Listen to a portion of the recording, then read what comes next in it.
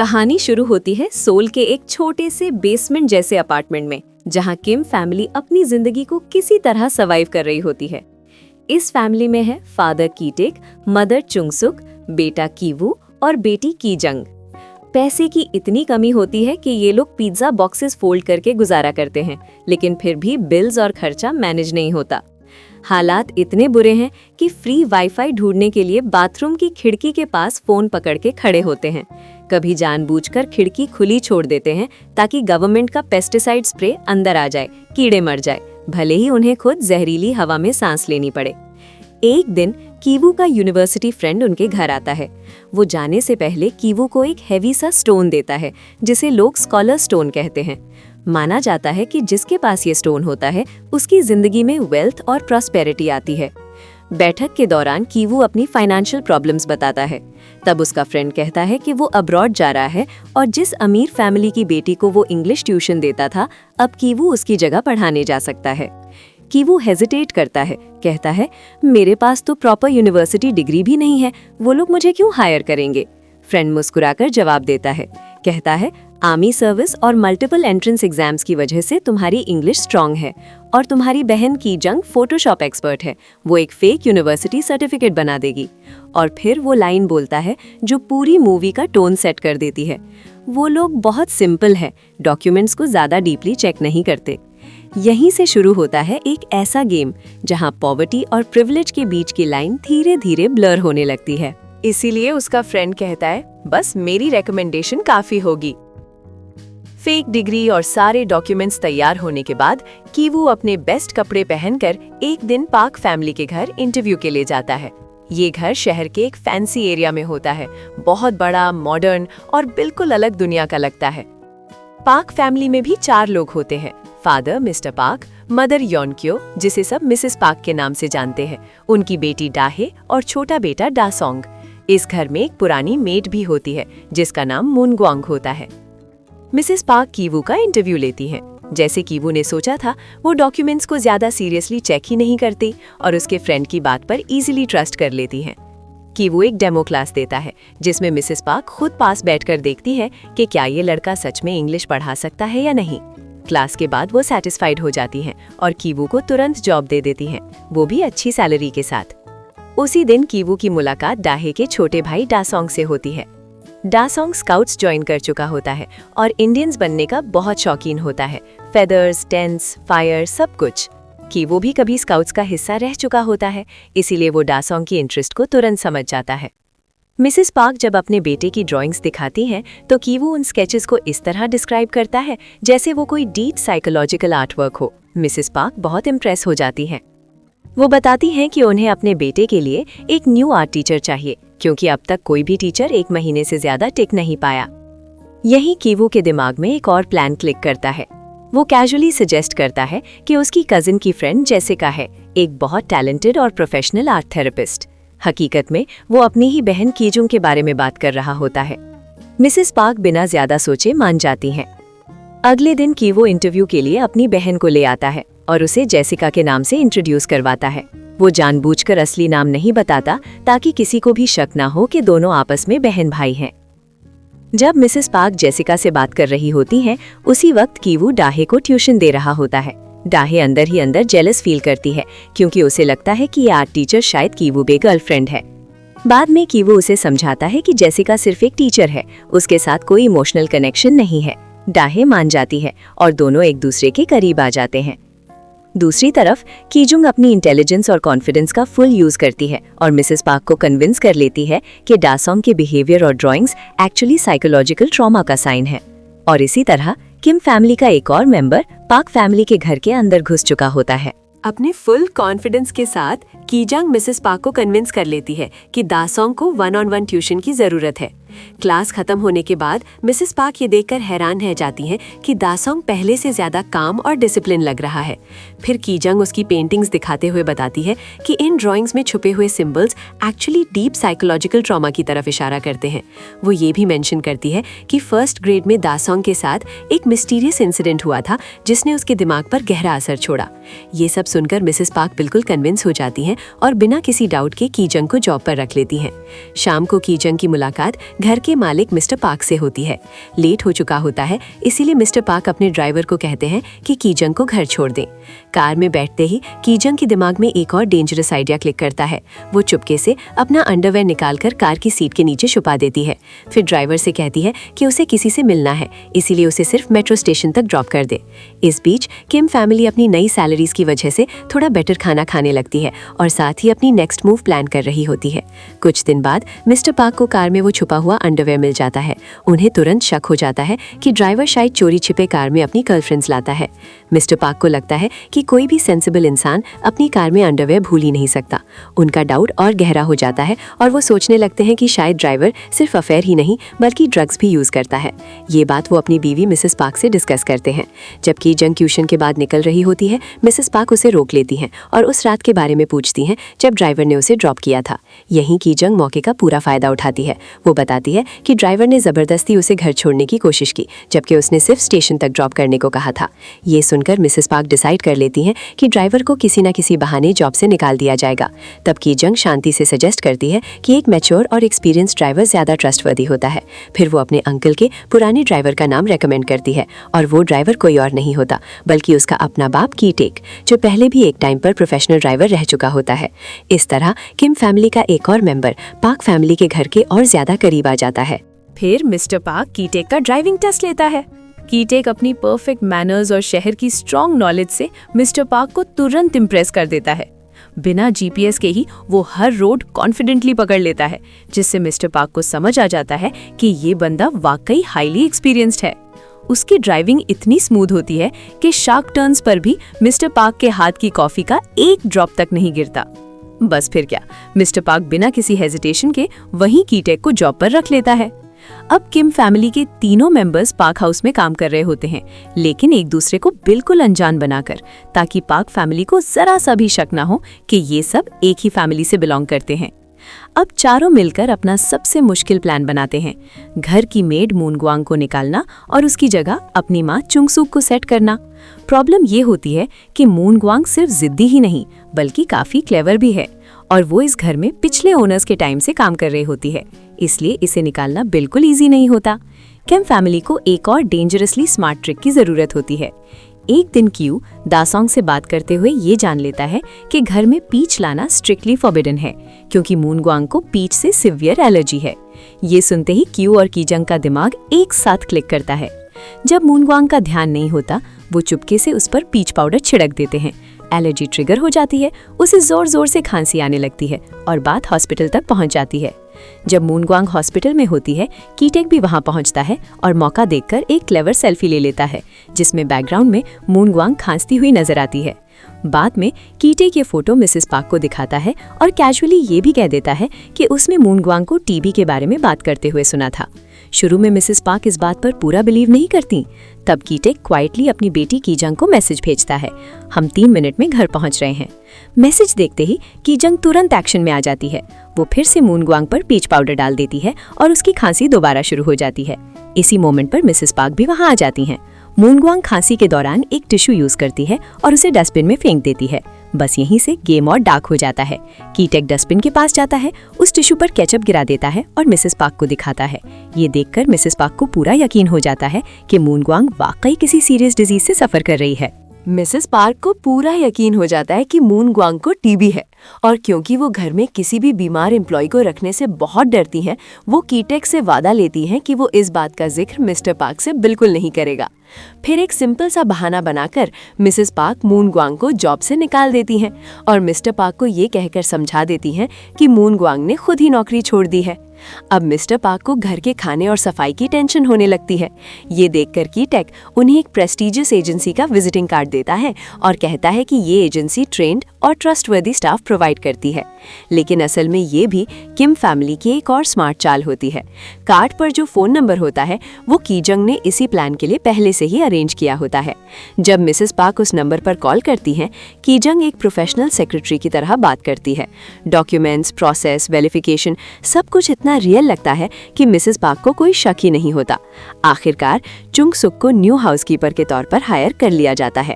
अब पूरा किम family park house में काम कर रहा होता है और सब कुछ बिल्कुल परफेक्ट चल रहा होता है, बिना किसी को कुछ भी पता चले। बस सिर्फ दासोंग को थोड़ा सा अजीब लगता है, क्योंकि उसे लगता है कि घर के सब नए स्टाफ एक जैसी स्मेल करते हैं। वो ये बात बोलता भी है, लेकिन क्योंकि वो एक बच्चा होता है, कोई उसकी बात को सीरियसली नहीं लेता। एक दिन पार्क फैमिली कैंपिंग ट्रिप पर जाने की तैयारी करती है और चुंग सुक को घर की जिम्मेदारी देकर निकल जाती है। जैसे ही वो लोग घर से बाहर जाते हैं, किम फैमिली के बाकी मेंबर्स भी मौका देखकर घर के अंदर आ जाते हैं। अब ये घर उनका प्लेग्राउंड बन चुका होता है। वो लोग आराम से रिलैक्स करते हैं, महंगा खाना खाते हैं, ड्रिंक्स एंजॉय करते हैं और बिना किसी डर के लग्जरी लाइफ का टेस्ट लेते हैं। डिनर के दौरान वो अपने फ्यूचर के बड़े बड़े सपने बुनते हैं। बाहर तेज बारिश और आंधी चल रही होती है जब अचानक डोरबेल बजती है। इस एक आवाज से घर का एटमॉस्फेयर पूरी तरह चेंज हो जाता है। दरवाजे पर मून ग्वांग खड़ी होती है, पूरी तरह भीगी हुई, घबराई हुई सी। वो बताती है कि जब उसे जल्दी में निकाला गया था तो उसका कुछ सामान बेसमेंट में रह गया था और वो बस वही लेने आई है। किम फैमिली तुरंत छुप जाती है। चुंग सुक उसे अंदर आने देती है, लेकिन जब मून ग्वांग बेसमेंट में जाकर काफी देर तक वापस नहीं आती तो चुंग सुक को शक होने लगता है और वो खुद नीचे जाकर देखने का फैसला करती है। बस यहीं से फिल्म नेक्स्ट लेवल डार्क हो जाती है। नीचे जाकर चंगसुक देखती है कि मून ग्वांग एक हेवी कबर्ड को धकेल रही होती है। कबर्ड हिल नहीं रहा होता क्योंकि उसके नीचे एक मेटल प्लेट फंसी होती है। जैसे ही वो प्लेट निकाली जाती है, कबर्ड अपनी जगह से हट जाता है और उसके नीचे एक छोटा सा दरवाजा नजर आता है। ये कोई नॉर्मल जगह नहीं होती, बल्कि एक सीक्रेट पैसेज होता है जो सीधा नीचे जा रहा होता है। चंगसुक उस रास्ते से नीचे जाती है और जो वो देखती है वो उसके लिए शॉक होता है। वहाँ एक आदमी होता है जो असल में मून ग्वांग का हस्बैंड होता है। मून ग्वांग बताती है कि उसने अपने हस्बैंड को लगभग 4.5 साल से यहीं छुपा कर रखा हुआ है।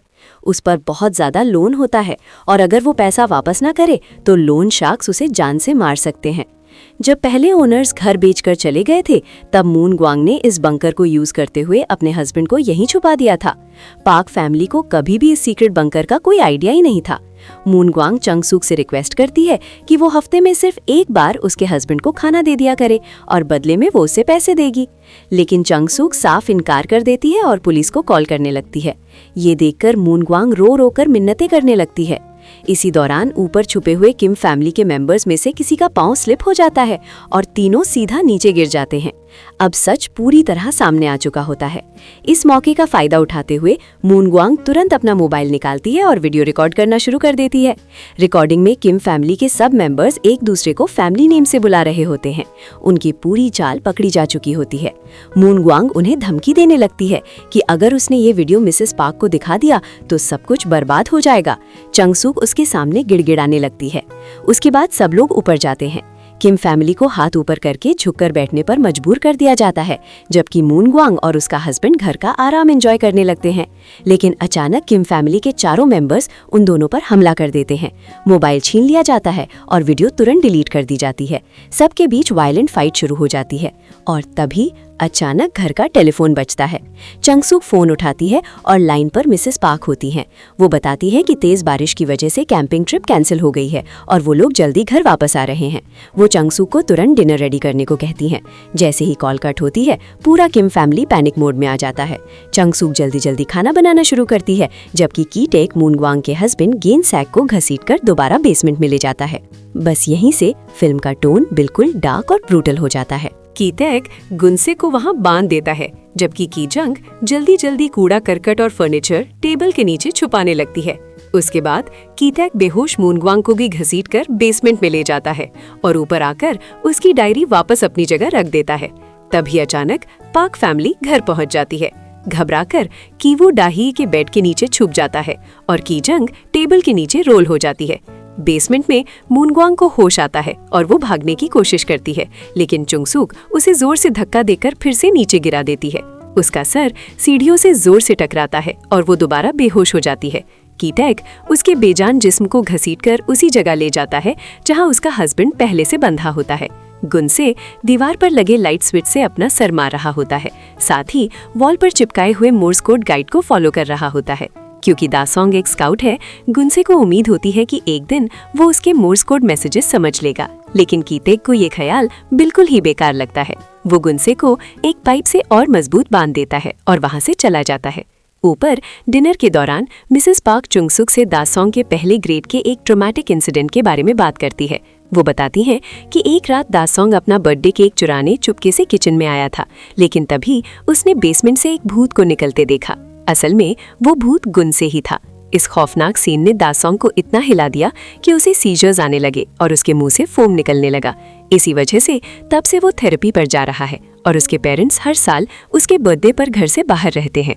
इसी वक्त कीवू बेड के नीचे छुपा होता है और दासोंग का डॉग लगभग उसे देख ही रहता है। लेकिन किस्मत से मिसेस पार्क डॉग को उठाकर ले जाती है और बेड के नीचे नहीं देखती। मिस्टर और मिसेस पार्क अपने बेडरूम में चले जाते हैं।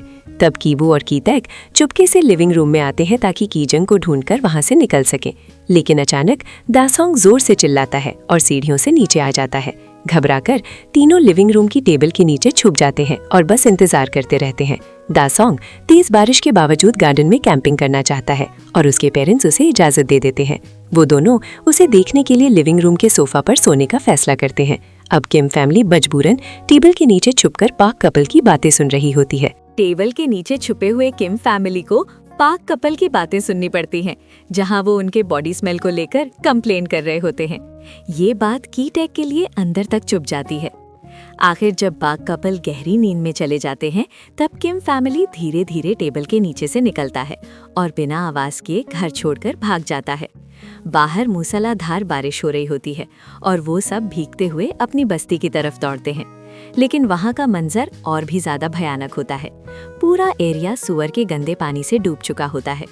जब वो अपने अपार्टमेंट पहुँचते हैं तो देखते हैं कि उनका घर भी पूरी तरह पानी में डूबा हुआ है। वो जितना हो सके अपना जरूरी सामान इकट्ठा करते हैं और मजबूरी में वहाँ से निकल जाते हैं। रात गुजारने के लिए वो एक लोकल जिम्नेजियम पहुंचते हैं, जहां एडमिनिस्ट्रेशन ने उन गरीब लोगों के लिए रहने का इंतजाम किया होता है जिन्होंने इस तूफान में अपना घर खो दिया है। कीवू स्कॉलर स्टोन अपने साथ ले आया होता है और सोते वक्त उसे सीने से लगाकर अपने फ्यूचर के बारे में सोचता है।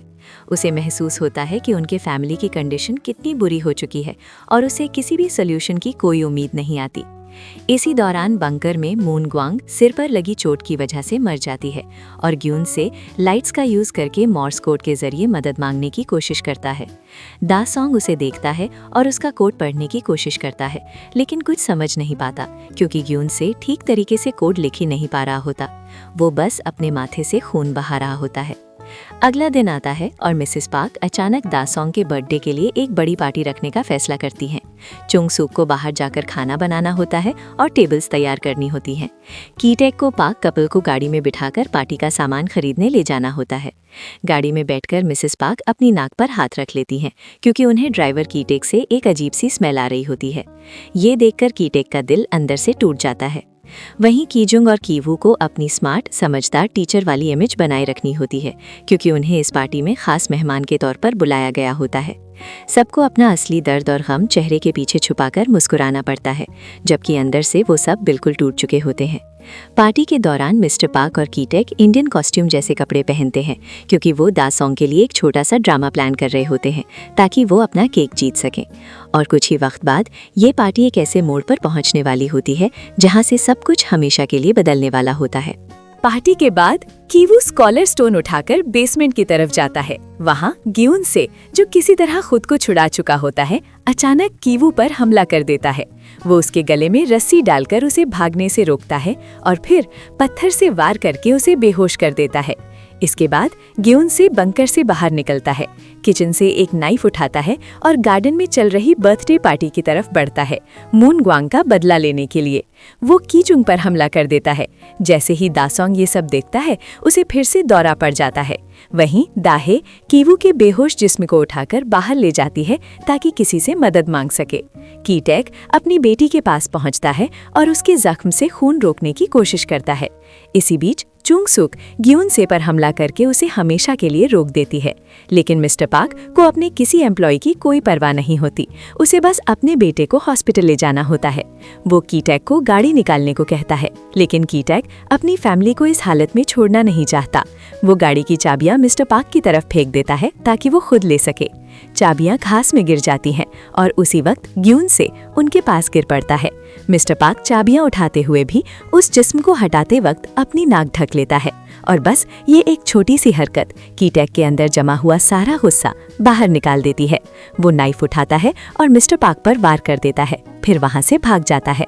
कुछ हफ्तों बाद कीवू ब्रेन सर्जरी के बाद होश में आता है। जख्म और सर्जरी की वजह से उसका मेंटल बैलेंस काफी नाजुक हो चुका होता है, इसीलिए वो अपनी हालत पर बिना वजह हंसने लगता है, ये जानते हुए भी कि उसकी बहन मर चुकी है और उसका बाप लापता है। कीवू और उसकी माँ अरेस्ट किए जाते हैं। उन पर फ्रॉड का केस चलता है, लेकिन इस पूरी ट्रेजेडी को सेल्फ डिफेंस माना जाता है, इसीलिए उन्हें प्रोबेशन पर छोड़ दिया जाता है। कीवू तब हंसना बंद करता है जब वो न्यूज़ में उस घर को देखता है जो अब बिल्कुल खाली पड़ा होता है। तब उसे एहसास होता है कि जो कुछ भी हुआ वो सब सिर्फ उसकी सोच नहीं, हकीकत थी। उसे और उसकी माँ को अभी तक नहीं पता कि कीटेक कहाँ है। पुलिस कुछ महीने तक उन पर नजर रखती है, इस उम्मीद में कि शायद कीटेक कोई निशान छोड़ दे। और तब सालों बाद कीवू पहाड़ पर चढ़कर उस घर को देखता है जो अब एक जर्मन फैमिली ने खरीद लिया होता है। और वहीं उसे एक चीज नोटिस होती है, लाइट्स का ब्लिंक करना, मॉर्स कोड। ये और कोई नहीं, उसका अपना बाप होता है। कीटेक घर के नीचे बंकर में छुपा होता है और हर रात लाइट्स के जरिए अपने बेटे को मैसेज भेजता रहता है, उम्मीद में कि शायद एक दिन उसका बेटा उसे समझ ले। अपने पुराने अपार्टमेंट में कीवू अपने बाप के लिए एक लेटर लिखता है। वो वादा करता है कि वो मेहनत करेगा, पैसा कमाएगा, एक दिन वो घर खरीद लेगा और फिर अपने बाप से दोबारा मिलेगा। लेकिन ये सब सिर्फ उसकी सोच होती है, असल जिंदगी में कुछ भी नहीं बदलता। और इसी के साथ पैरासाइट की कहानी खत्म होती है, एक ऐसी कहानी जहां उम्मीद भी सिर्फ अमीरों के लिए होती है।